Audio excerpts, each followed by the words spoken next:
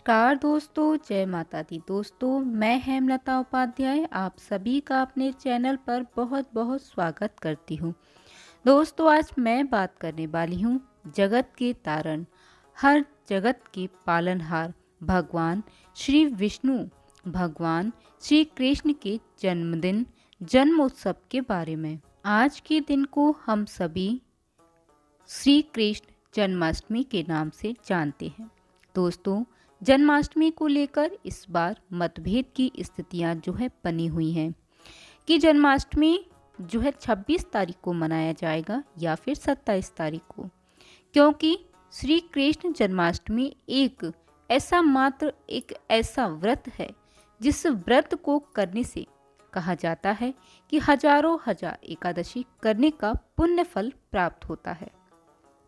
शास्त्रों में भी कहा जाता है कि 3 व्रत ऐसे हैं जो अगर कोई व्यक्ति नहीं किया है, कोई भी व्रत हो, यह 3 व्रत कर लेता है तो उस व्यक्ति के लिए बैकुंठ के द्वार खुल जाते हैं। पहला व्रत है एकादशी और दूसरा है श्री कृष्ण जन्माष्टमी और तीसरा व्रत है महाशिवरात्रि।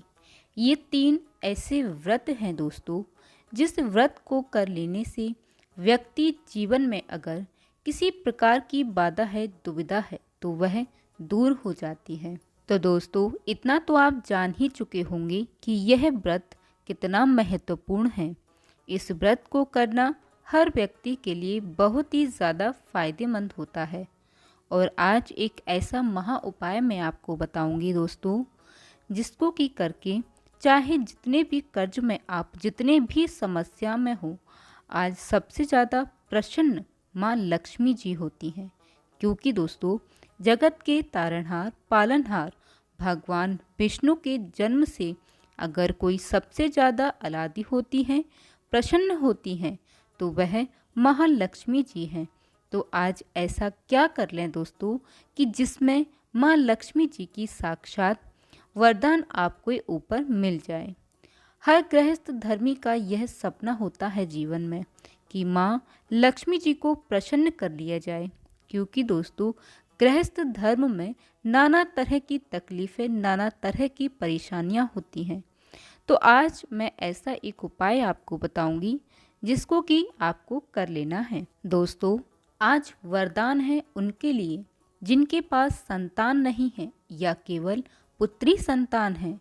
पुत्री संतान की अभिलाषा है, वरदान पुत्र संतान की अभिलाषा है। आप इस दिन का इंतजार बस कर लिए। अब आ गया है वो शुभ दिन दोस्तों, जिस दिन आप अपने कष्टों से मुक्ति के लिए बेहद महत्वपूर्ण उपाय कर सकते हैं। बस दोस्तों, अपना विश्वास मेरे साथ बनाए रखिएगा और जो उपाय मैं आपको बताती हूँ वह आप लोग कर लीजिएगा। तो चलिए दोस्तों, अब हम जान लेते हैं कि क्या और कैसे करना है। तो सबसे पहली चीज़ दोस्तों, जन्माष्टमी बहुत ही महत्वपूर्ण दिन है, जिस दिन एक एक क्षण आपको अच्छे से पूजा पाठ में व्यतीत करना है। तो सुबह आप क्या करिए कि जल्दी जाग जाइएगा, समय रहते आप जल्दी जागिए और पर्याप्त हो सुबह जल्दी उठ जाना है। उसके बाद आप अपने व्रत का संकल्प करें। अब देखिए, कुछ लोग कहेंगे संकल्प लेने की विधि नहीं आती है, तो टेंशन लेने की बात नहीं है, चिंता आपको बिल्कुल भी नहीं करना है। विधि नहीं आती है, कोई बात नहीं, आप हाथ जोड़ लें और भगवान से प्रार्थना करके बोलें कि हे प्रभु, मैं जन्माष्टमी का व्रत रखने जा रही हूँ या जा रहा हूँ। और हाँ, अगर कोई कामना है, जैसे कि संतान की कामना है, जैसे कि धन की कामना है, कोई भी कामना हो, तो प्रभु के सामने स्वीकार कर लें। क्योंकि देखिए, हम चाहे जितने समझदार बने, प्रभु तो सर्वज्ञाता हैं, उन्हें सब कुछ मालूम रहता है। तो इस बात का आप ध्यान रखिएगा कि सुबह आपको जल्दी उठना है, सारे कामों से आपको जल्दी निपट जाना है। देखिए, जिस प्रकार हम अपने बच्चे का जन्मदिन मनाते हैं, ठीक उसी प्रकार हमें सारी व्यवस्थाएं बनानी हैं। एक दिन पहले से ही आप अपने घर के मंदिर की साफ सफाई कर लीजिएगा, उसको अच्छी तरह से सजा लीजिएगा। क्योंकि देखिए, जन्माष्टमी वाले दिन कई सारे काम रहते हैं, काम नहीं हो पाता है। तो इसलिए आप प्रयास करें कि एक दिन पहले ही आप सारी तैयारियों को करके रख लीजिएगा। यदि आपके घर में लड्डू गोपाल हैं, अब लड्डू गोपाल तो सभी के घर में होंगे, तो थोड़ा आप क्या कीजिएगा कि छोटे छोटे खिलौने खरीद कर ले आइएगा। और एक कामधेनु गाय ये आपके घर में होना चाहिए। ये सारी चीज़ें श्री कृष्ण जी के सामने रख दीजिएगा। और हाँ दोस्तों, आप अगर सोच रहे हैं कि आप सुबह से कोई पूजा नहीं करेंगे, इकट्ठे हैं, जो लड्डू गोपाल जी को खीरे में आप सुबह उठकर छुपा देंगे तो रात को निकाल कर जन्म कराएंगे, तो यह बिल्कुल गलत है। सुबह उठिए दोस्तों, अपनी एकदम बढ़िया वाली आरती करिए, जिसको मंगला आरती कहते हैं। उसके बाद आप पूरे दिन के लिए भगवान की आरती करिए, क्योंकि अपने लड्डू गोपाल जी या सालग्राम जी को पहले से रखा हुआ है, तो भोग आप हर समय जैसे लगाते हैं वैसे लगाएं। क्योंकि जन्म के कुछ देर पहले आप लड्डू गोपाल जी को खीरे में रखें, या कुछ लोग जो है कुमड़े में रखते हैं, फूलों में रखते हैं, जैसे भी आप रखते हैं तो आप रखिएगा। देखिए, अगर आपके घर में गीता है तो आप गीता का पाठ करिएगा। आज गीता उठाइए, ज़रूर आप कभी नहीं पढ़े होंगे, लेकिन उठाइए, 2 पेज ही ज़रूर पढ़िए। आज एक और महत्वपूर्ण काम करना है दोस्तों, विष्णु सहस्त्र नाम गजेंद्र मोक्ष जो आता है न, आपको जो जो भगवान की स्तुति आपको आती है आज वो करिए। अगर कुछ भी नहीं आता है तो आप श्री कृष्ण गोविंद हरे मुरारी हे नाथ नारायण वासुदेवाय, तो जितनी चीज़ें आती हैं आज भगवान का मन से करिए। और कोई चुगली, निंदा, शिकायत या किसी की बुराई किसी भी तरह से मत कीजिएगा। यह सारी चीज़ें आप अपने बिल्कुल मन से निकाल दीजिएगा, अपने मन को साफ और स्वच्छ रखिएगा। क्योंकि दोस्तों, जैसा कि मैंने आपको बताया है कि आज का दिन बहुत ही महत्वपूर्ण है, एक एक क्षण बहुत महत्वपूर्ण है, तो बिल्कुल भी इसको यूं ही मत गवा दीजिएगा। एक एक क्षण का हमें लाभ उठाना है। मक्खन बना सकते हैं और मिश्री ले सकते हैं, इसे भगवान को भोग लगा सकते हैं। थोड़ा सा एक काम कीजिएगा, आप लोग थोड़ा सा पंजीरी ज़रूर बना लीजिएगा।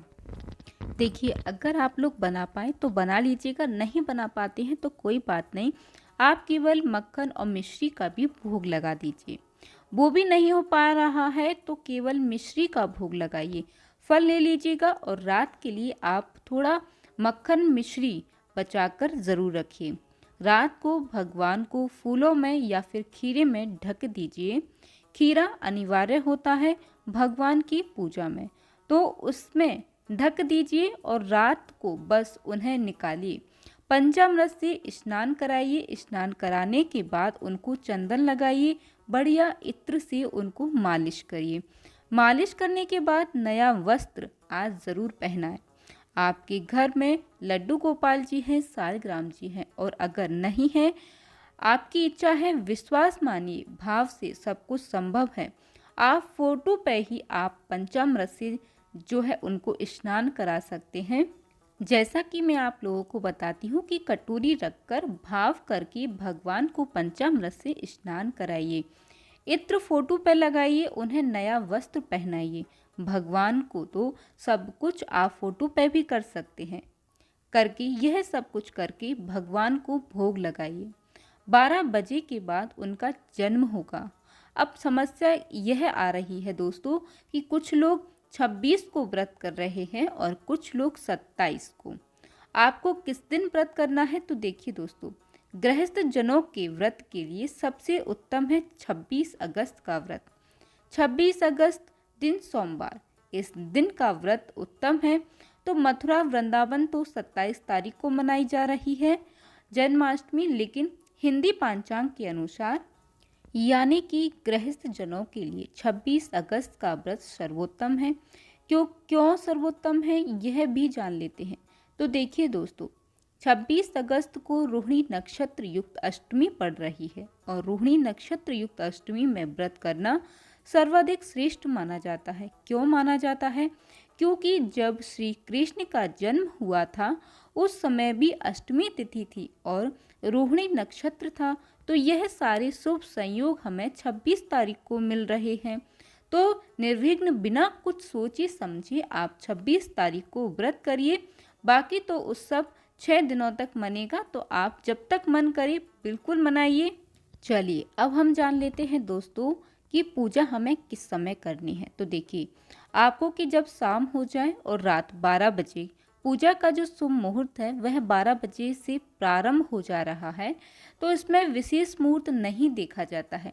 12 बजे श्री कृष्ण जी का जन्म कराया जाता है। इसके बाद उन्हें पंचामृत से स्नान कराएं, जैसे मैंने आपको बताया है, चंदन लगाना है, इत्र लगाएं, उन्हें साफ कपड़े पहनाएं, नए कपड़े पहनाएं, उसके बाद फूलों की माला पहना, उसके बाद आप भजन कीजिए, कीर्तन कीजिए, मंत्रों का जप कीजिए।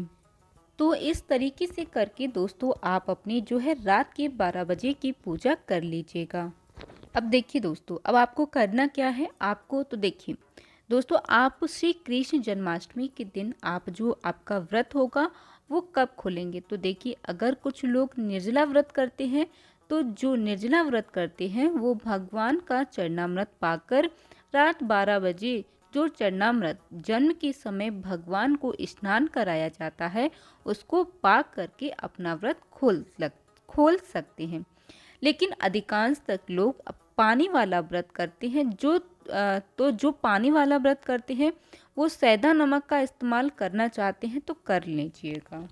अब देखिए दोस्तों, कुछ लोग क्या करते हैं कि खाना बनाते हैं भगवान श्री कृष्ण जी के जन्म के समय, पूरी हलवा वगैरह जो है बनाया जाता है, तो कुछ लोग खाना खा लेते हैं। तो किसी भी स्थिति में रात के 12 बजे खाना आप लोग मत खाइएगा, सुबह पारण करिएगा। रात 12 बजे आप भगवान का प्रसाद ले सकते हैं, पंजीरी ले सकते हैं, आप खीरा का सेवन कर सकते हैं, ये सारी चीज़ें आप खा सकते हैं। लेकिन आप रात 12 बजे खाना मत खाइएगा, क्योंकि कुछ लोग जो हैं रात 12 बजे तुरंत खाना खाने लगते हैं।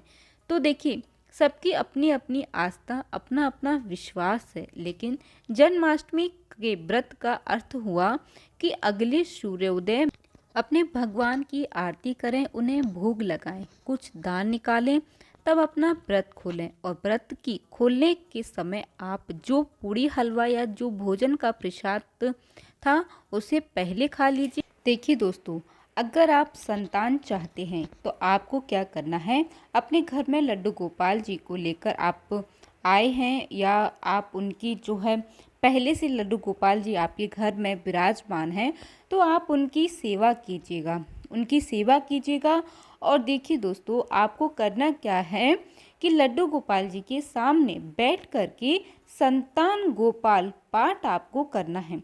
विश्वास के साथ कहती हूँ दोस्तों, अगली जन्माष्टमी तक आपकी गोद में एक सुंदर बाल गोपाल अवश्य ही खिलेगा। इसलिए दोस्तों, अगर आपकी ऐसी कोई कामना है तो आज आप संतान गोपाल का पाठ अनिवार्य रूप से कीजिएगा। चलिए दोस्तों, अब हम जान लेते हैं विशेष उपाय। आपको क्या करना है। देखिए दोस्तों, आज ये एक अद्भुत चमत्कारी दिन है, बहुत चमत्कारी दिन है। तो आज आप क्या करेंगे, देखिए आज आप एक विशेष काम करेंगे। विशेष कौन सा काम, क्योंकि देखिए आपको एक प्लेट लेनी है। अगर प्लेट चांदी की हो तो और ज़्यादा बेहतर होगा, नहीं है तो आप कोई भी प्लेट ले लीजिएगा। एक दीपक जलाइएगा, उस दीपक को जलाकर देखते हुए आप माँ लक्ष्मी जी की किसी भी मंत्र का आप जब प्रारंभ करिएगा, मंत्र कोई भी हो सकता है। देखिए, जो कि दीपक की लौ होगी उसकी लौ में देखते हुए आप मंत्र जप करिएगा। अगर माता लक्ष्मी जी की कृपा हुई तो कुछ घंटे बाद आपको उस दीपक में माँ लक्ष्मी की आकृति दिखाई देने लगेगी। ये चमत्कार है साक्षात और कलयुग में होता है। दोस्तों, शास्त्र कहता है कि आज सबसे ज़्यादा प्रश्न माता लक्ष्मी जी होती हैं, क्योंकि श्री हरि का आगमन धरती पर होने वाला था, तो अत्यंत ही प्रसन्न होती हैं। और ऐसी प्रसन्न मुद्रा में जो भक्त कुछ भी माँ से मांग ले वो प्रदान कर देती हैं।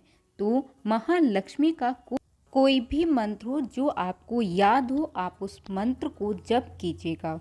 लेकिन दोस्तों, इस बात का आप ध्यान रखिएगा कि मंत्र का जप केवल दीपक की लौ एक जलाकर बैठ जाइए उत्तर की तरफ बैठ जाइए। और कब करेंगे आप ये काम, तो देखिए 11:30 बजे से शुरू कर देना है, 11:30 बजे से करना है, शुरू करिए और कम से कम जो है 1:30 बजे तक करिए, यानी कि 1:30 तक करिए। आपको विश्वास दिलाती हूँ, भूल नहीं पाएंगे। यह रात, यह दिन आपके जीवन में चमत्कार हो जाएगा।